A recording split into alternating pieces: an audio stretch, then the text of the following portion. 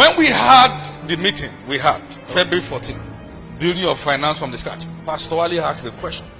And he was asking about why is it that in most cases, a pastor or most pastors are only able to disciple people, also to become only pastors. And from that question, what it was meaning was that is it possible for a pastor to be a spiritual father to somebody who is not going to become a pastor, but rather is going to become a pilot, an engineer, a comedian, and all that? That was a mighty question.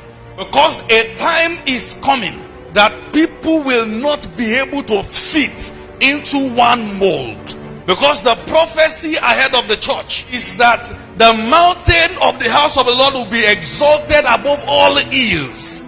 And those mountains are in 7 categories of family, sport and entertainment, finance, and so on and so forth. The move of God is like a wave, such that as the wave of the sea rises, that's the way the move is.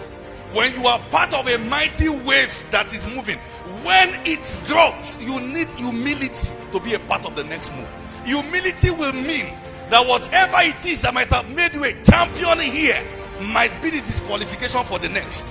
Let me give you an instance. There was a time in the body of Christ that it was about making heaven and nothing else. People were not occupying political position. People were dropping out of school. People were not doing the things they should do. They were heavenly conscious, and while they were doing that, the kingdom of darkness was taking advantage of our negligence to structures, and we're invading structures, and we are still suffering it now. What we have to be careful about is what we call a revival that brings us back to the problem we had in the beginning. So we will now have a new generation of men that can be pastors and still be consultants. We will now have a new generation of men that can be pastors and still be professors. We will have a generation of people who are not worshippers but are musicians. Let me tell you what that means.